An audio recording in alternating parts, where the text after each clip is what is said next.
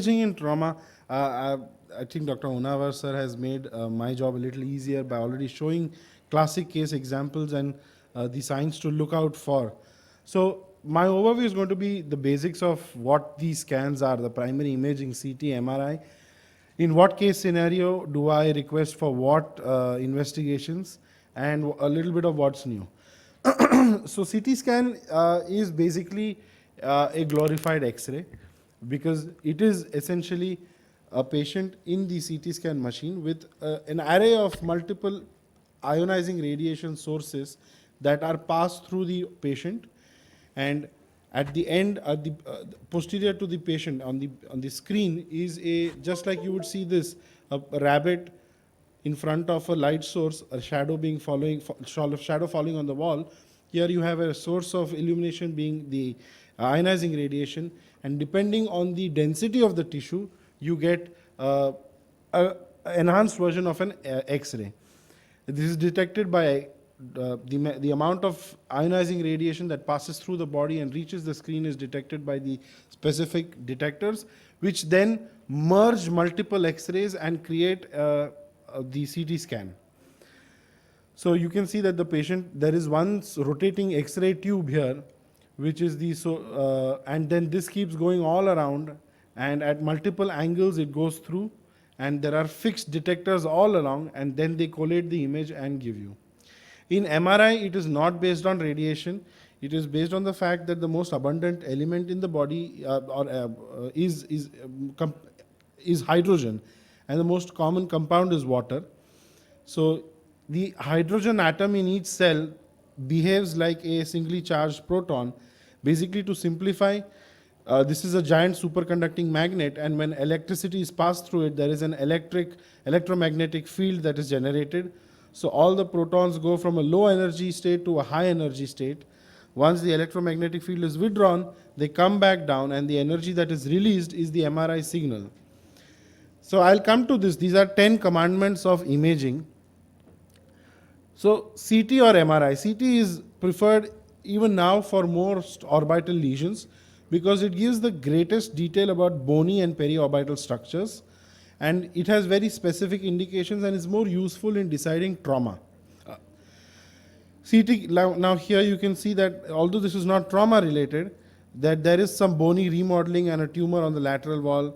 Here there is a large tumor intraconally, and here there is a bony tumor.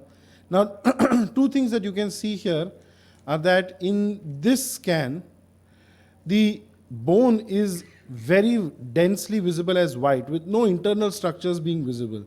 Whereas here, no soft tissues are seen, but the bony architecture is well seen. That's because this is a soft tissue window and this is a bony window. It's basically the radiologist playing with the density of the tissue on, it's like Photoshop for X-rays or CT scans. So when you ask for a CT scan, what do you tell the CT scan? You have to tell the CT scan, the radiologist, the area to be imaged, how thin you want slices, what are your imaging planes, whether contrast is needed, and any other specific modification. If there is a facial trauma, remember it is better to advise for CT orbit. If you advise for CT brain and CT orbit, that adds to the charges for the patient. And whenever the orbit is imaged, every radiologist does routine screening scan of the brain. So unless you're specifically suspecting intracranial trauma, I would request that, you shouldn't ask for CT brain, because that would, add more for expense for the patient. So how do you read a CT scan? The first scan that you see on the top left, this is always there in every CT scan. This is known as the scout view. This just shows now if you see, it looks like exactly like an X-ray, because that is what it is. And each of those lines are planes through which the CT scan has been passed. And on the body, there are three planes. There is a sagittal, coronal, and axial. So similarly, you have to tell the radiologist what plane you want. Oftentimes, a sagittal plane is not routinely included. And the thickness of the slice is the distance between two images that this radiologist will procure. Just like a loaf of bread, you can either ask for 1 mm or 2 mm. So if you see the coronal moving from front to back, here you can see that this is the eyeball within the two orbits. As you go posterior, you see the extraocular muscles and the optic nerve. The space within that is the intraconal, the space outside that is extraconal. You will see that the optic canals and the orbit tends to narrow, the sinuses get wider as you go posteriorly, and towards the apex you see that the sinuses are far more wider. From there you come to the ethmoids and the sphenoids, and the optic canal becomes thinner. In the coronals, your landmark is your eyeballs, and to the superior lateral to that is the lacrimal gland. These are axial slices where you will see the section that passes through the optic nerve and the lens. These structures are the lenses here within. And these are sagittal or parasagittal slices. Sagittal is the only one that passes through the midline. Anything parallel to that is parasagittal. This is extremely important in trauma. So the first thing you do when you pull up a CT scan film is to see if you're exactly seeing the same patient. I know it's basic, but many times, in busy radiological practices, there may be a mix-up. How do you figure out which is right or left? You keep your eyes open. Similarly, you look for things where they've mentioned contrast, where it is plain. Most scans now have it very clear. Any enhancement which is seen as hyperdense is contrast.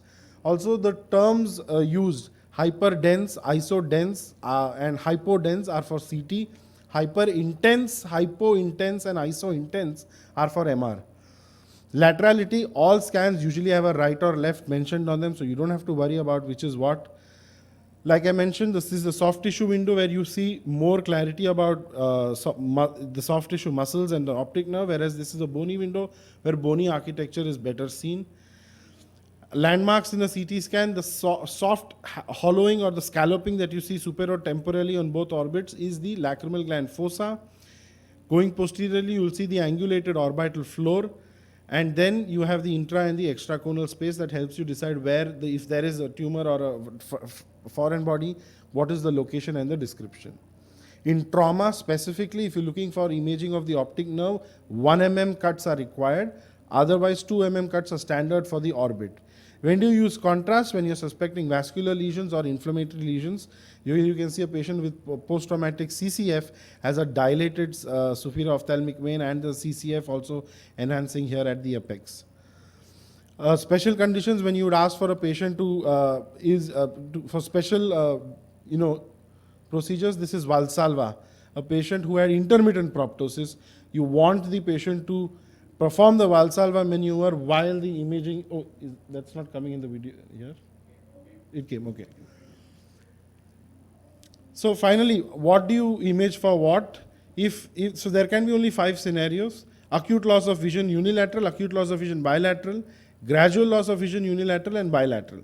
So in acute loss of vision unilaterally, your area of interest is the nerve and the optic chiasm.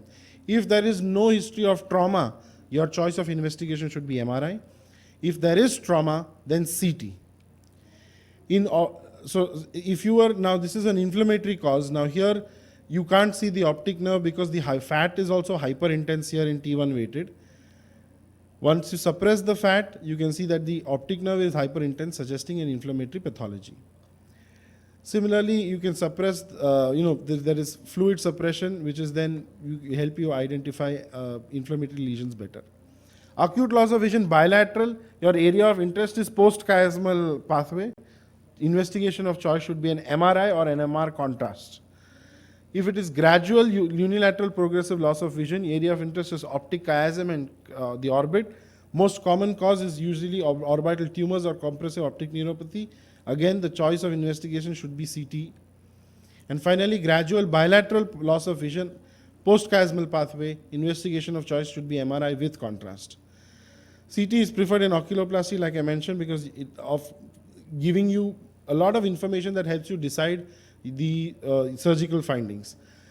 In some certain scenarios, the fundus can help you guide what investigation you have to do. So coming to trauma specifically, I'll wrap up in a couple of minutes. What do you look for? Bone windows, like I mentioned, the position and the integrity of the orbital floor, the orbital walls, the optic nerve and the optic canal, and finally foreign bodies. So when you look for the orbital floor, what do you look for? Like Dr. Hunavan mentioned, this is the teardrop sign. But sometimes there can be just fat that has prolapsed or periorbital tissue that has prolapsed and gotten entrapped with the muscle being intact. So how do you know whether you operate this patient or not? Now compared to these two scans, now here you can see there is a huge defect as compared to the intact side. Here again there is a huge defect with the muscle definitely bowing inside. Now the size of the defect is almost the same. Here there is no muscle prolapsing into the maxillary sinus, but here there is. Which one do you operate?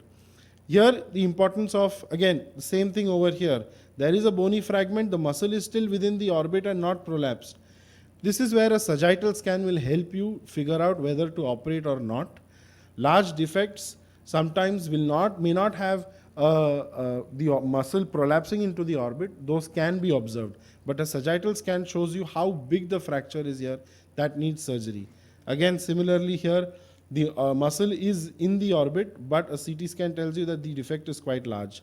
And it's not pre-operative only, post-operative also. Imaging helps you figure out where to place your implant and how the implant is placed. Other walls are equally important. In medial wall medial wall fracture, special instructions to the patient not to blow their nose, not to sneeze, not to cough, because the force intrathoracic intra-abdominal pressure increases and air can enter from the sinuses into the orbit, creating air into the orbit, and that crepitus can be very, very vision threatening also. Finally, the optic nerve, what do you look for? You are in a setting of trauma, you want to see if there's a bony fragment impinging on the optic nerve. This is a surgical emergency and you have to go and operate immediately. Again, not so subtle. You can always compare to the normal side. You see the optic canal is quite wide over here, but the optic canal here is narrowing because of this bony fragment over here that has come in there. Similarly, very subtle, but you can see the bony disruption here compared to this side where there is no bony disruption. This is impinging on the orbital nerve and you in the optic nerve and you at the apex, and you may have to go in and displace it. Metallic foreign bodies. Now this is a patient who fought with his roommate or landlord for over 50 rupees, and the landlord took a knife and stuck it into his orbit. You can see this is entering the right cheek, and you would immediately think of going and removing it. But if you see the CT scan, it's entering the right cheek, right maxillary sinus, the medial wall of the right maxillary sinus, the nasal septum, apex of the contralateral orbit, complete optic nerve transaction of the left side. So we were surprised that the patient was PL negative in the left eye, but had this foreign body in the right maxillary sinus. So CT scan, especially when you are suspecting metallic foreign bodies, is the investigation of choice. And here we had to go in with an ENT surgeon who could then localize it through the sinuses and help dislodge the foreign body. 3D reconstruction scans are very useful. This was a scan, it tells you where the exact location is. This will give you the idea that it's outside the orbit. This again gives you the idea that it's outside the orbit because these are single images. When you do a 3D reconstruction scan, it tells you that it's actually within the orbit. So especially in cases of trauma, foreign bodies, a 3D reconstruction scan is very important. I'll wind up with, this is my last slide. This is, we normally in our cities, we have 1.5 Tesla or 3 Tesla MRI machines. This is an image from a 30 Tesla experimental MRI. You can see each individual axonal fiber of the optic nerve going in, and the arrow points out to the lamina cribrosa. So in the future, there is a good chance that you may get a near tissue or a histopathological diagnosis simply based on imaging because the resolution is getting so much better. Thank you. If I have any questions, I'll be happy to take them. I have one question. Sure. So, what's the role of when to go for a plain CT and when to go for a contrast? So, if it is a setting of trauma, a plain CT is enough. Contrast basically goes through the blood vessels. So, if you are suspecting a vascular lesion, if you are suspecting an inflammatory lesion or an infective lesion, contrast can be done. Contrast should be done, because you would see contrast enhancement in inflammation, leakage in vascular lesions, or the vascular lesion would light up because of pooling, and same is the case for infection as well. So if you don't, and of course there are different grades of enhancement in infection versus say a tumor, which can also help you differentiate the two. In certain situations where you suspect an aneurysm, again an MRI, a CT angiography would be advised, which will then show you any vascular loop. So if it's trauma, plain is good enough, but if it's infection, vascular or inflammatory, contrast is better. What about traumatic optic neuropathy? What scan you'll advise? So traumatic optic neuropathy, 1 mm cut, CT orbit. CT orbit. CT orbit. 1 mm cut. 1 mm cuts, coronal and axial slices. Yes. If with the permission of the chair, if I take 1 minute to just discuss traumatic optic neuropathy, there's no consensus on the treatment. Yeah. And a lot of people still go ahead with heavy megadose steroids, which is 1 gram BD for 3 days. Yes. The current, in fact, at the American Academy last year, they had a symposium on this and a debate. The current consensus by the NANOS, the North American Neuro-Ophthalmic Society, is to completely withhold steroids in the setting of traumatic optic neuropathy. So they say steroids now has no role. And the presenter who spoke in favor of that was Dr. Kenneth Steen Sapir, who in '92 was the author whose paper he induced crush optic neuropathy injury into mice and treated with steroids and saw some improvement. And that was the basis for starting steroids. But over the past 30 years, he himself has now changed his stance and said absolutely no steroids. Not oral, not intravenous. No, I have had some patients who have come to me after 2 or 3 weeks of traumatic optic neuropathy, not treated, okay? And I have treated them with steroids and they improved. Right. What is the missing for that? So if you see that there is some literature that has documented if I'll just pull out that slide, spontaneous recovery in traumatic optic neuropathy. It's very rare, Akshay, but... No, sir. It's No, in I think our we should- anecdotal. No, my opinion is that I think we should give the benefit of doubt to the patient by giving the steroids. Right. Nothing wrong in giving the steroids, you know. Whether it works or not is a different issue. But I have had patients even after 1 or 2 months they have come. Can you put the slide there? Just What's one your experience, Anand? Yeah, I think I'm pretty much first to hear that steroids these days they've completely said that it doesn't work now. But at least 3-4 years back during our residency, that was the first thing we used to do, Right. and there was no harm in giving it. That's what used to be our consensus. Right. So Yeah. these are patients studies where patients were treated with steroids, improvement ranging from 40 to about 60%. These are studies where the traumatic optic neuropathy was not treated and spontaneous recovery was noted, again ranging from 40 to 60. And so this was the other paper in IGO, and again Steen Sapir. The people this was written by Rohit Saxena from, all of the authors are from RPC, and they said that the decision to give steroids has to be on an individual case. And in commentary, he written very, very categorically, I disagree with the authors. High-dose steroids should not be given for traumatic optic neuropathy under any circumstances. So I think it's a case-to-case basis, but they're just saying that there is lack of class 1 evidence.